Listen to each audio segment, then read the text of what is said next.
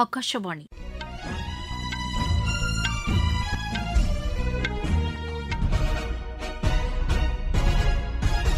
செய்திகள் வாசிப்பவர் வடிவழகி கபிலன். தலைப்புச் செய்திகள்: பருத்தி இறக்குமதியை குறைத்து உள்நாட்டு உற்பத்தியை அதிகரிக்க தேவையான நடவடிக்கைகளை அரசு மேற்கொண்டு வருவதாக மத்திய வேளாண் அமைச்சர் திரு சிவராஜ் சிங் சௌஹான் தெரிவித்துள்ளார்.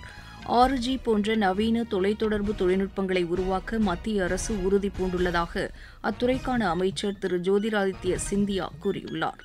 சுதந்திரப் போராட்ட வீரர் அழகு முத்துக்கோனின் பிறந்த தினத்தையொட்டி மத்திய இணையமைச்சர் டாக்டர் எல் முருகன் உள்ளிட்ட தலைவர்கள் அவருக்கு மரியாதை செலுத்தியுள்ளனர். உள்நாட்டு தொழில்நுட்பத்தின் மூலம் தயாரிக்கப்பட்ட ஆயுதங்களை கொண்டு ஆபரேஷன் சிந்தூர் வெற்றிகரமாக மேற்கொள்ளப்பட்டதாக தேசிய பாதுகாப்பு ஆலோசகர் திரு அஜித் தோவல் தெரிவித்துள்ளார். இத்தாலி சர்வதேச சேலஞ்சர் டென்னிஸ் போட்டியின் காலிறுதி ஆட்டத்தில் இந்தியாவின் ஸ்மித் நாகல் இன்று செக் குடியரசின் மேக்சிம் மெருவாவை எதிர்கொள்கிறார். இனி விரிவான செய்திகள். பருத்தி இறக்குமதியை குறைத்து உள்நாட்டு உற்பத்தியை அதிகரிக்க தேவையான நடவடிக்கைகளை அரசு மேற்கொண்டு வருவதாக மத்திய வேளாண் அமைச்சர் திரு சிவராஜ் சிங் சௌஹான் தெரிவித்துள்ளார்.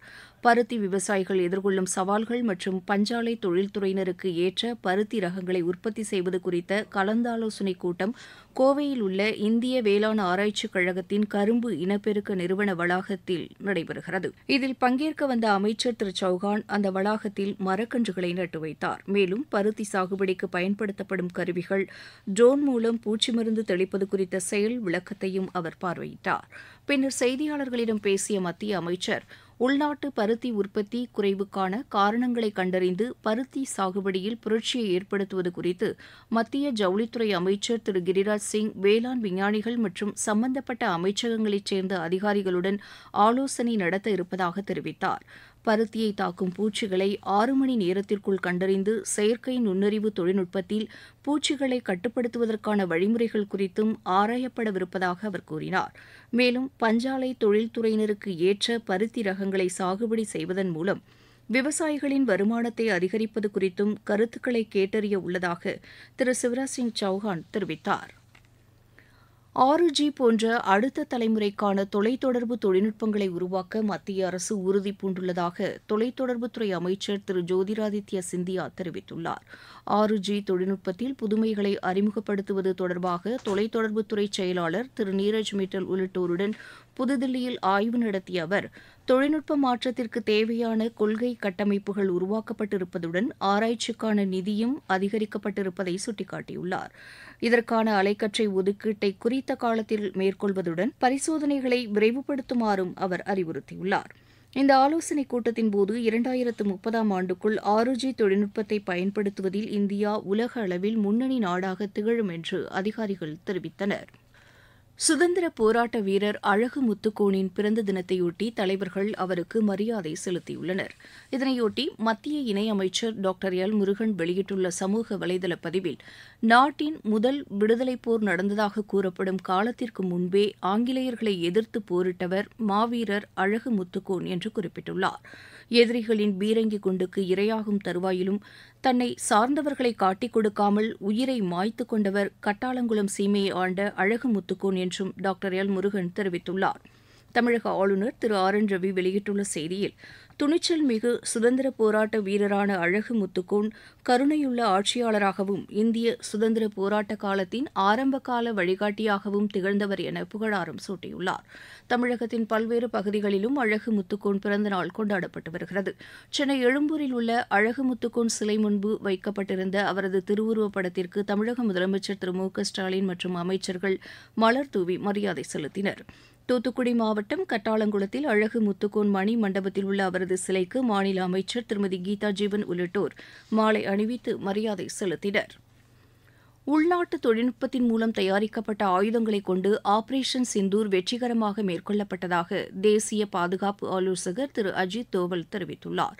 சென்னை IITயின் 62வது பட்டமளிப்பு விழாவில் இன்று பேசிய அவர், அதிகாலை 5 மணி 1 நிமிடத்திற்கு தொடங்கிய தாக்குதல் 28 நிமிடங்களில் முடிவடைந்ததாகவும், எல்லையோர பகுதிகள் அல்லாமல் பாகிஸ்தானுக்குள் 9 இடங்கள் துல்லியமாக தாக்கப்பட்டதாகவும் கூறினார்.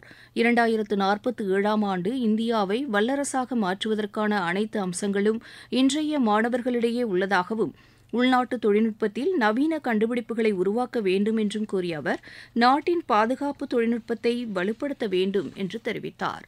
உலகில் மிகச்சிறந்த முன்னேற்றங்களை ஏற்படுத்தி வரும் செயற்கை நுண்ணறிவு தொழில்நுட்பத்திற்கு தேவைப்படும் அனைத்து அடிப்படை ஆதாரங்களும் இந்தியாவில் இருப்பதாகவும் இதனை பயன்படுத்தி மேம்பாடு காண்பதற்கு மாணவர்கள் முன்வர வேண்டும் என்றும் வலியுறுத்தினார். இந்தியாவில் உள்ள மாணவர்கள், இளைஞர்கள் நாட்டின் மேம்பாட்டை கருத்தில் கொண்டு பொருளாதாரம், கல்வி, புதிய கண்டுபிடிப்புகள், புலனாய்வு, எரிசக்தி, தகவல் தொழில்நுட்பம் போன்றவற்றில் நவீன உத்திகளை பயன்படுத்திக் கொள்ள வேண்டும் என்றும் திரு அஜித் தோவல் கேட்டுக் கொண்டார். நீங்கள் கேட்டுக்கொண்டிருப்பது ஆகாஷவாணியின் செய்தி அறிக்கை. நேயர்களே, சென்னை அகில இந்திய வானொலியின் மாநில செய்திப் பிரிவு வழங்கும் சுழல் விளக்கு சனிக்கிழமை தோறும் காலை 7 மணிக்கு ஒலிபரப்பாகிறது. நடப்பு நிகழ்வுகளின் கட்டுரை வடிவிலான இந்த பகுதியில் நாளை இடம்பெறுகிறது பிரதமர் திரு நரேந்திர மோடியின் 5 நாடுகள் பயணம் குறித்த ஒரு பார்வை. ஒருங்கிணைந்த அலைவரிசையில் ஒலிபரப்பாக உள்ள இந்த நிகழ்ச்சியை கேட்கத் தவறாதீர்கள். உலக மக்கள் தொகை தினம் இன்று கடைபிடிக்கப்படுகிறது. மக்கள் தொகை தொடர்ந்து அதிகரித்து வருவதால் ஏற்படும் சவால்கள் மற்றும் வாய்ப்புகள் குறித்து விழிப்புணர்வு ஏற்படுத்தும் வகையில் இந்நாள் கடைபிடிக்கப்படுகிறது. இந்நாளையொட்டி மத்திய சுகாதாரத்துறை அமைச்சர் திரு ஜே.பி. நட்டா வெளியிட்டுள்ள சமூக வலைதள பதிவில் குடும்ப கட்டுப்பாடு குறித்து விழிப்புணர்வு ஏற்படுத்துவதற்கும் மக்கள் தொகை சார்ந்த சவால்களை எதிர்கொள்வதற்கான இந்தியாவின் உறுதிப்பாட்டை செயல்படுத்துவதற்கும் இந்நாள் பெரிதும் பயன்படுவதாக தெரிவித்துள்ளார். ஆயுஷ்மான் ஆரோக்கிய மையங்கள் வாயிலாக குடும்ப கட்டுப்பாடு குறித்த அத்தியாவசிய சேவைகளை நாடு முழுவதும் அரசு வழங்கி வருவதாகவும் அவர் குறிப்பிட்டுள்ளார். உலக மக்கள் தொகை தினத்தையொட்டி தமிழகத்திலும் பல்வேறு நிகழ்ச்சிகள் நடைபெற்றது. சென்னையில் செம்மொழி பூங்கா முதல் டிஎம்எஸ் வளாகம் வரை நடைபெற்ற விழிப்புணர்வு பேரணியை தமிழக மக்கள் நல்வாழ்வுத்துறை அமைச்சர் திரு மா சுப்பிரமணியன் தொடங்கி வைத்து உறுதிமொழி செய்து வைத்தார். தூத்துக்குடியில் கடற்கரை சாலையில் உள்ள புனித மரியன்னை கல்லூரியிலிருந்து மாவட்ட ஆட்சியர் திரு இளம் பகவத் தலைமையில் நடைபெற்ற விழிப்புணர்வு பேரணியை மாநில சமூக நலத்துறை அமைச்சர் திருமதி கீதா ஜீவன் தொடங்கி வைத்தார். பின்னர் செய்தியாளர்களிடம் பேசிய அவர் தமிழகத்தில் குழந்தை திருமணங்களை தடுப்பதற்கு கடந்த 4 ஆண்டுகளாக தீவிர விழிப்புணர்வு ஏற்படுத்தப்பட்டு வருவதாக தெரிவித்தார்.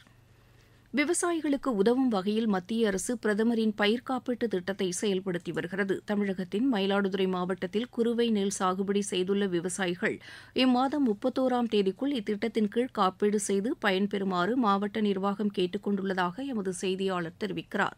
மயிலாடுதுறை மாவட்ட விவசாயிகள் பிரதான் மந்திரியின் திருத்தியமைக்கப்பட்ட பயிர் காப்பீட்டு திட்டத்தின் கீழ் 2025-26ஆம் ஆண்டு குறுவை பருவ நெல் பயிருக்கு காப்பீடு செய்து கொள்ளலாம். மயிலாடுதுறை, குத்தாலம், சீர்காழி, கொள்ளிடம் மற்றும் செம்மனார்கோவில் வட்டாரங்களில் 235 வருவாய் கிராமங்களைச் சேர்ந்த விவசாயிகள் குறுவை நெல் பயிருக்கு பயிர் காப்பீடு தொகையான ஏக்கருக்கு 37,600 2% பிரீமியம் தொகையாக ஏக்கருக்கு 752 ஆகும். பயிர் காப்பீடு செய்ய கடைசி நாள் ஜூலை 31ஆம் தேதியாகும். விவசாயிகள் தாங்கள் பயிர்க்கடன் பெறும் தொடக்க வேளாண்மை கூட்டுறவு கடன் சங்கங்கள் அல்லது தேசியமயமாக்கப்பட்ட வங்கிகள் மூலமாக பிரீமியம் தொகையை செலுத்தி பதிவு செய்து கொள்ளலாம். மற்ற விவசாயிகள் தங்கள் பகுதியில் உள்ள பொது சேவை மையத்தை அணுகி பதிவு செய்து கொள்ளலாம் என மாவட்ட நிர்வாகம் தெரிவித்துள்ளது.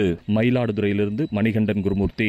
ஒரே நாடு ஒரே தேர்தல் தொடர்பான நாடாளுமன்ற கூட்டுக்குழுவின் கூட்டம் புதுதில்லியில் தற்போது அதன் தலைவர் திரு சௌத்ரி தலைமையில் நடைபெற்று வருகிறது. இன்றைய கூட்டத்தில் உச்சநீதிமன்ற முன்னாள் தலைமை நீதிபதி திரு டி.ஒய். சந்திரசூட், நீதிபதி திரு ஜே.எஸ். கேகர் ஆகியோர் தங்களது கருத்துக்களை தெரிவிக்க உள்ளனர்.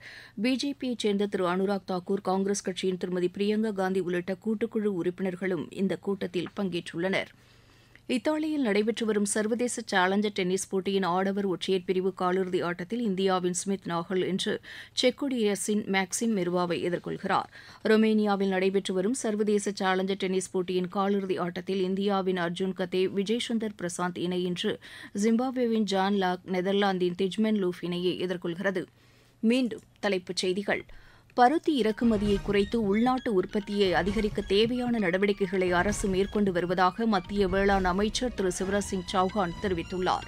6G போன்ற நவீன தொலைத்தொடர்பு தொழில்நுட்பங்களை உருவாக்க மத்திய அரசு உறுதிபூண்டுள்ளதாக அத்துறைக்கான அமைச்சர் திரு ஜோதிராதித்ய சிந்தியா கூறியுள்ளார். சுதந்திரப் போராட்ட வீரர் அழகு முத்துக்கோனின் பிறந்த நாளையொட்டி மத்திய இணையமைச்சர் டாக்டர் எல் முருகன் உள்ளிட்ட தலைவர்கள் அவருக்கு மரியாதை செலுத்தியுள்ளனர். உள்நாட்டு தொழில்நுட்பத்தின் மூலம் தயாரிக்கப்பட்ட ஆயுதங்களை கொண்டு ஆபரேஷன் சிந்தூர் வெற்றிகரமாக மேற்கொள்ளப்பட்டதாக தேசிய பாதுகாப்பு ஆலோசகர் திரு அஜித் தோவல் தெரிவித்துள்ளார். இத்தாலி சர்வதேச சேலஞ்சர் டென்னிஸ் போட்டியின் காலிறுதி ஆட்டத்தில் இந்தியாவின் ஸ்மித் நாகல் இன்று செக் குடியரசின் மேக்சிம் மிர்வாவை எதிர்கொள்கிறார். இத்துடன் இந்த செய்தி அறிக்கை நிறைவு பெற்றது. எமது செய்திகளை சமூக வலைதள பக்கங்களில் AR நியூஸ் சென்னை என்ற முகவரியிலும் RN நியூஸ் சென்னை என்ற யூடியூப் சேனலிலும் உடனுக்குடன் அறிந்து கொள்ளலாம்.